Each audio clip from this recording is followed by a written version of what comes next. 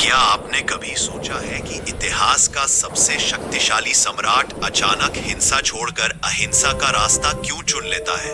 सम्राट अशोक, जिसकी तलवार से धरती कांपती थी, वही अशोक एक दिन शांति का संदेशवाहक कैसे बन गया? किताबें कहती हैं यह सब कलिंग युद्ध के बाद हुआ, लेकिन सच शायद इससे कहीं ज्यादा गहरा है। कलिंग की जमीन पर खून बहा, लाशें बिछी और जीत अशोक की हुई। इतिहास बताता है कि यही दृश्य देखकर अशोक का हृदय बदल गया।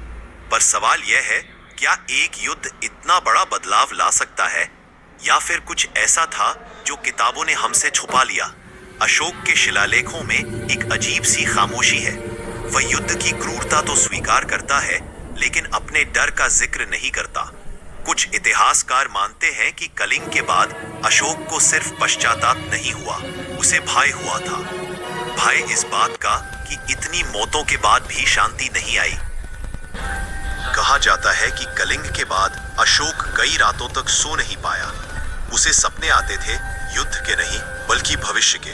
एक ऐसा भविष्य जहां उसका साम्राज्य तलवार से नहीं, विचारों से टूट सकता था। यही डर उसे बुद्ध के मार्ग तक ले गया। लेकिन यह कहानी यहीं खत्म नहीं होती।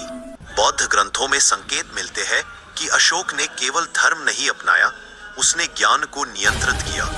कुछ विचारों को फैलाया गया और कुछ को हमेशा के लिए दबा दिया गया। क्या अशोक ने अहिंसा को शांति के लिए चुना या सत्ता बचाने के लिए? अशोक के स्तंभ आज भी खड़े हैं, लेकिन उनके शब्द पूरे नहीं हैं।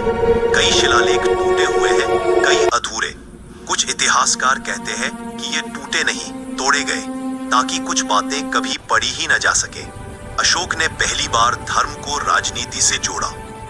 उसने संदेशवाहक भेजे, सीमाएं पार करवाई, उनको साम्राज्य जितनी और विचारों को साम्राज्य जितनी ताकत दी। यह शांति का युग था, लेकिन पूरी तरह निर्दोष नहीं। क्या अशोक सच में बदल गया था, या उसने समझ लिया था कि तलवार से बड़ा हथियार विचार होते हैं? और वही उसका असली रहस्य है जो किताबों में नहीं लिखा। जब भी आप अशोक को सिर्फ एक महान दयालु सम्राट के रूप में याद करें, तो एक पल रुककर सोचिए। इतिहास वही बताता है जो हमें बताया जाना चाहिए। और अशोक का सबसे बड़ा रहस्य शायद